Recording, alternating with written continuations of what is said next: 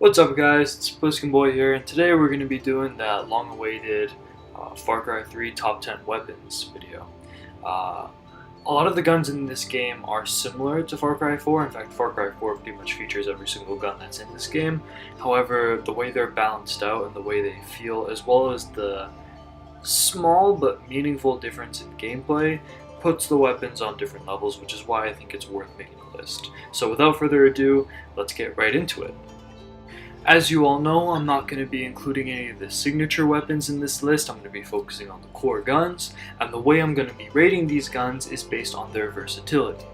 However, I will put more of an emphasis on their stealth factor, since I feel the close range nature of the Far Cry 3 map invites more of a up close and personal / quiet and deadly gameplay style, rather than Far Cry 4's big and open stealth from afar, complete death from afar with the crazy rocket launchers that track stuff and all of that. So yeah, we're going to put more of an emphasis on stealth. However, versatility is still going to be the biggest thing when it comes to rating these guns.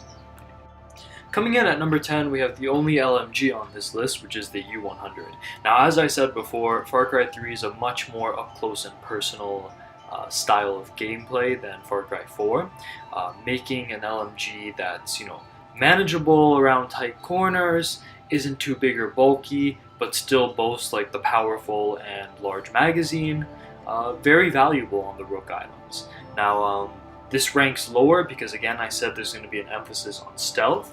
However, when things go sour, this is one of the best guns to have, as whether they're low-level pirates or the high-level privateers, this will tear through your enemies. It'll even put up good resistance against heavy opponents, and I believe that although it's not a must-have, it's definitely valuable to anyone playing through this on the harder difficulties. Next up at number 9, we have the HK416. Now, I know that on Far Cry 4, this gun ranked, I believe it was either number 2 or number 3. However, on the Rook Islands, stealth is more important, and this gun here, although it's great at tearing apart enemies, it's a very specialized kind of weapon. Think of it as a more manageable version of the U100.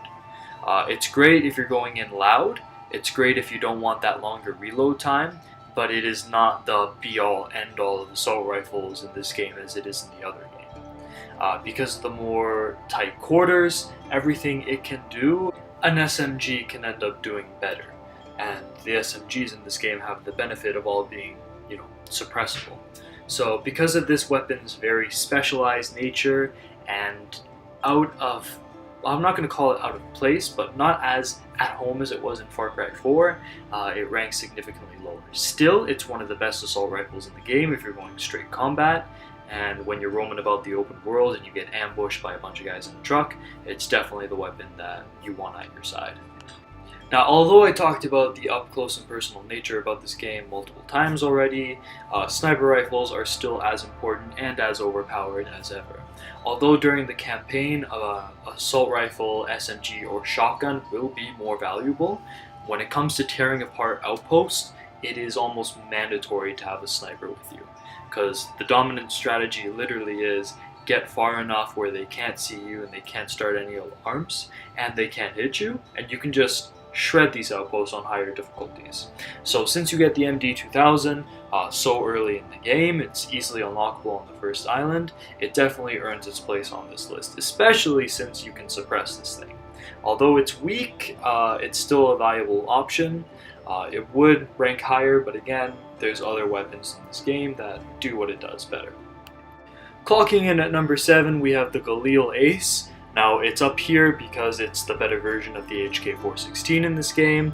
It's not higher again because we have an emphasis of stealth on this list. However, it's still the ultimate straight-up combat assault rifle.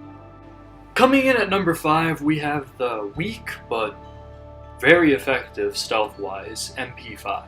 Now, you can get this on the first island, and when you do, you feel like a god when you're taking out outposts and going through missions. The only reason this doesn't rank higher is because finding ammo for SMGs in this game is a bit harder than, say, assault rifles or shotguns.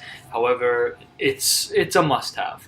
It You can go right through outposts, get up close. If you're good with headshots, you can take down the pirates fairly easily. If you get a decent enough sight on it, even when you go to the second island with the privateers, still works as a viable weapon. Eventually though, its combat capabilities go a bit lower once you hit the second island because the enemies can take more. However, if you have good aim, this is one of the ultimate close-range stealth weapons, hence why it ranks so high on this list. Coming in at number 5, we have the BZ-19. Now, this is essentially just a better version of the MP5 within this game. You can get better range on it, which adds to its versatility value. It's pretty much the same level in terms of stealth capabilities as the MP5. The biggest difference is that this weapon carries more ammo, hence negating the whole downsides to SMGs not being a viable option because ammo is not scarce, but not as common as with some of the other guns. With an extended mag, normally I think this gun has around 50 rounds, and you can extend that magazine. So it's essentially a pocket LMG that you can carry around with you, making this weapon a viable choice for stealth and combat, even with the privateers, because even though the gun doesn't do as much damage as some of the high-ranking assault rifles that were lower on this list, you can just empty out the magazine and take them down all the same. So it's a very good versatile stealth weapon and can serve as a decent combat weapon. Coming in at number 4, we have my least favorite weapon in the game, the compound bow. Now, while I hate this weapon, I cannot objectively say that it's bad. I've seen players that are really good with this weapon, and they turn it into the greatest stealth weapon in almost any video game you'll ever see. It's a one-shot kill on most enemies. Unlike suppressed guns, it doesn't alert enemies when someone falls over, so it's completely silent. It works wonders on the wildlife, and it's a very good all-rounder. I'm not putting it at the top though, simply because in combat scenarios, although I've seen some people make it work, there's a very big skill gap, and there are just other guns that do it easier and better. So while the bow and arrow is definitely one of the best guns in this game, best weapons in this game, I'm not going to give it any higher than number 4. Coming in at number 3 is, I was honestly, because of my personal bias, I wanted to give this gun number 1. The Spaz 12 is a must as soon as you can get it. Well, shotguns in general are a must in any Far Cry game. However, the Spaz 12 in Far Cry 3, in terms of dealing with wildlife, in terms of just mowing down enemies that run at you, look at the crazy range this thing has.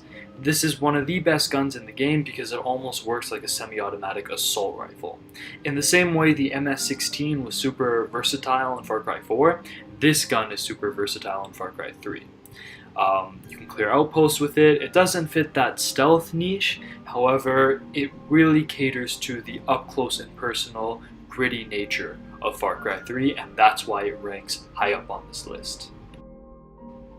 Coming up at number 2, we have my favorite sniper rifle in both Far Cry 3 and 4. Although I used to love the semi-auto SA-50 from Far Cry 4, all my memories from this gun as a kid and going back and replaying this game now for these videos has just reminded me how comfortable, how versatile, and how this gun will just shred through wildlife, enemies. It'll just clear outposts. You have a suppressor and a high-powered scope on this thing, you're almost unstoppable in this game. The only reason this gun isn't higher is because on campaign missions, you need to change up your strategies, and in that sense, its lack of versatility shows. Now, it's weird to have a weapon that's designed for such long range, for a game that emphasizes the up-close and personal, but as you see here just now, wildlife charging at you, you can just whip this out and no-scope it.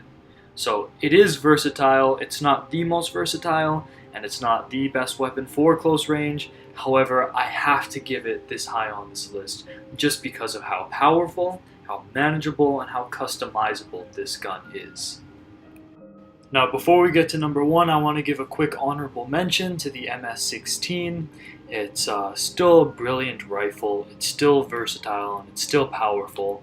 However, in this game, it's not as easy to handle as it is in Far Cry 4. You can't just, no scope, just spam the trigger as guys are charging you.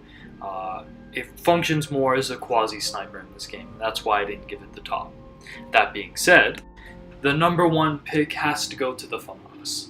I was going back and forth between the MS-16 and the FAMAS, but I have to end up going with this gun simply because the versatility the MS-16 has in Far Cry 4, this gun has in this game. Also, unlike its counterpart in Far Cry 4, this gun here does more damage, and you can equip it with a better scope, giving it more range. So it's applicable for quasi-sniping, it's applicable for stealthily going through outposts, it's applicable for spamming wildlife as they charge at you. This gun here is, the be-all, end-all of weapons in Far Cry 3. On the second island, if you shoot guys in the chest, the privateers will be able to tank a lot of these shots. However, if you spam it into them, or if you are good with those headshots, which isn't that difficult with all the sights that you can put on this thing, this weapon will not let you down. Again, in combat scenarios, this is also viable, but I do have to stress it's not as powerful as the MS-16, which is why I went back and forth between the two. But in the end, the pros outweigh the cons, and this is easily Far Cry 3's greatest weapon. Alright guys, I hope you enjoyed this list. I'm going to get that Far Cry 2 one done as soon as possible. I know list content seems kind of out of the... Like, I'm looking on my channel, list content seems kind of weird, where I kind of just usually go into analysis or show random gameplay bits. And again, I'm not sure what this channel is yet. I'm just doing a whole bunch of different things and seeing what works. So if you guys like these kind of lists, I have, the Far Cry 2 one, and then I'm going to do one on Metal Gear Solid 4. If you like them, I can keep making them. But after I do those two other lists, I'm going to focus on different kinds of content. Maybe go with analysis, maybe go with that weird quasi-comedic Best of Skyrim series more. But yeah, I'm trying different things out. I hope you guys enjoyed this. If you do, let me know so I know exactly where to take this channel for you guys. That being said, this was Pliskin. Y'all have a good day.